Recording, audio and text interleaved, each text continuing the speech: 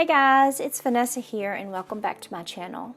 So several of you had asked if I would do a quick tutorial and flip through on how I put together this Chasing Rainbows flip book. And so that's what we're going to do today. To begin with, if you don't already know, this is to go alongside with the newest kit from Illustrated Faith called Chasing Rainbows. I was the contributing artist on this devotional, so I'm really excited to go in and kind of share 7 of the different promises that the Lord gives us in the Bible and how that informs our position as His child, as a daughter, as a son of the King, and how that in turn transforms our faith and can grow our faith. So that's the concept behind the devotional. And then I have this bit and bob set. The point of this bit and bob set is, well, one, I'm a wordy girl, and so in the devotional, I get pretty wordy, so there's not a whole lot of opportunity to take notes inside the traveler's notebook. So I wanted to develop a bit and bob set that could go alongside, and you had the option to use however you want to take those notes. So it's a 4-page set, and on the first page you have the 7 different numbers along with the 7 different title prompts. And then there's also a few little floral sketches that I included in this set. And then in the set itself you have all of the different layers, and if you'll notice, it kind of cascades. So you have this waterfall effect of the different colors once you line them up.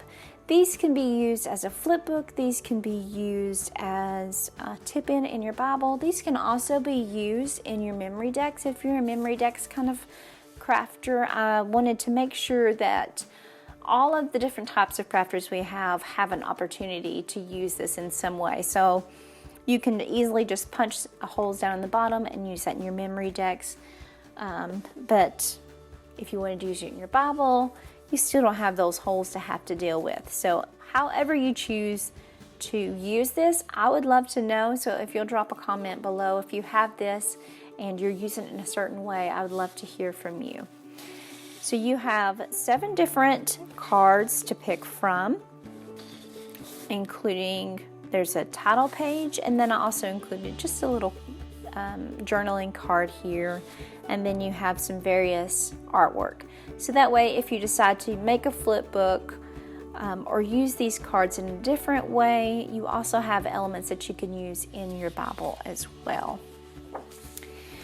To go alongside this flip book, let's just go ahead and take a quick little look at the setup here. So this is just a clip. I basically made it double-sided so I could go in, and maybe I'm going to put the verse up here, and then maybe I'm going to journal a prayer, or maybe it reminds me of someone else who I may want to have more joy in their life, and so I'm going to write out a prayer for them. You can use these in several different ways, but in this flip book, I did want to make it kind of double-sided so that way I have more room to play or journal or put art down.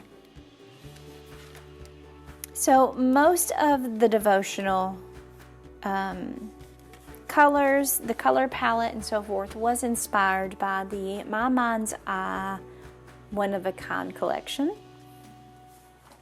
which I have here. I also have a few of Maggie Holmes' latest collection called Sweet Story. I love her pink and reds here. That's my favorite color combo. But you can really customize this based upon your style. Don't feel like you have to have these products in order to make this flip book. These are just the items that I'm going to be using in my entry for today. And then for the eyelets, I actually have these. I don't know if you can tell, but there's some with flowers, there's some with hearts, there's some with stars, and I also have some gold ones. And that's just what I've used when I punched eyelets. I just went in and put those at the top. You can still do that. You can do just one at the top and maybe put it on a ring. There's so many different ways to use this. So all of that aside, let's go ahead and make this flip book together. So once you have your printable printed out, you want to go in and cut away all of these cards. And for today, I've just printed it onto some copy paper, and that's because I'm going to be using this cereal box that I rescued from our recycling bin.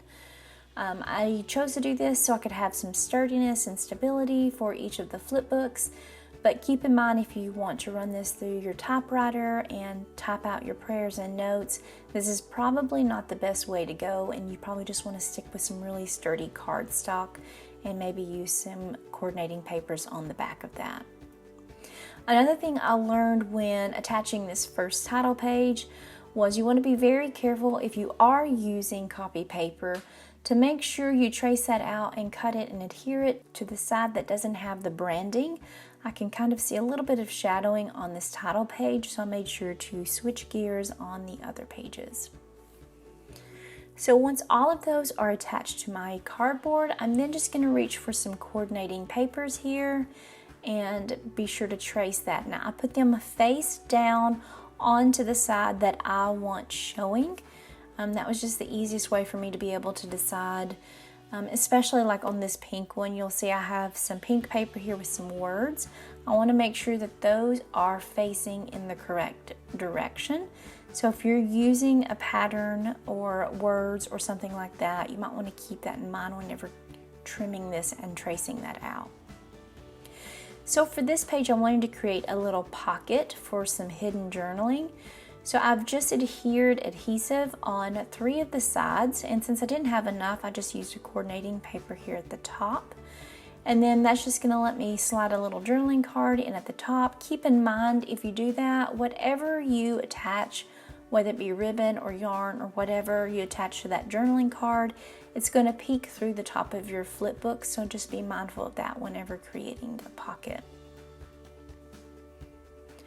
Here's just a quick look at all of the coordinating papers I chose for the flip book. And now it's time to go ahead and measure for the holes, or in my case, to not really measure and to eyeball it. You can be as precise as you want, but I'm just going to kind of wing it and eyeball it here. I feel good about the decision, so I've reached for my We Are Memories Keeper punch, and I'm just lining that up. Be sure to use the punch based on the size of the eyelet that you are using. So in my case, I have larger eyelets. I'm going to use my larger punch for that. And then I'm just going to use the page 1 to kind of be my template for the next page and so forth. Once all of those are punched out, I can then go in and start adding some eyelets.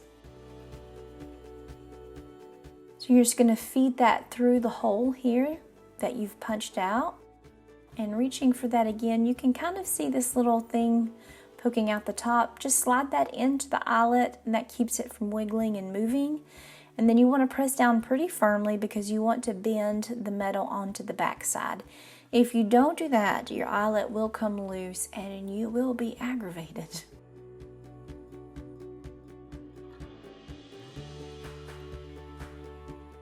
So I'm just going to go ahead and finish up putting eyelets on all of these pages. And now comes the fun part of deciding what you want to use to tie all of your pages together. So on this first flip book here, I used some pretty yellow fabric, and then today I have this gorgeous yellow velvet yarn that I picked up from Hobby Lobby. I absolutely love this yarn. And I'm just feeding it through the first page on the right side, and then I'm going to continue feeding that on the right side of each of the pages. And I apologize for that not being in frame. I was really in the crafting zone and not paying much attention to the camera. And then once you get to the back, you're just going to loop that on through to the left side and then run that through on all of the left side eyelets. And this yarn is gorgeous, but it does shed. So I have all these tiny yarn tumbleweeds just floating across my desk. It's very much a Wild West crafty adventure at this point.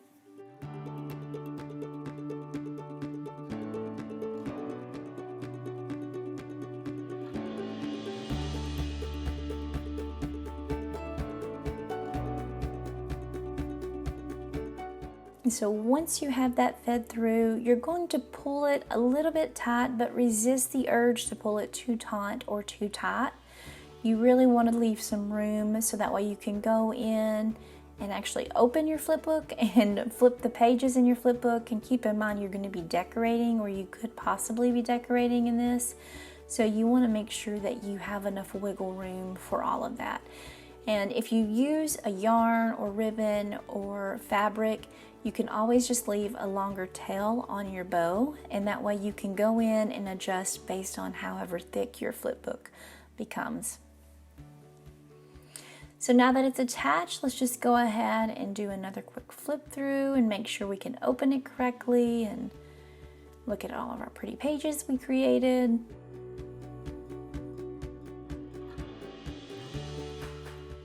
And there you go. And that's gonna do it for me today, guys. I love making projects like this, and I love being able to share that with you guys. So thank you so much for watching, and I will catch you guys next time.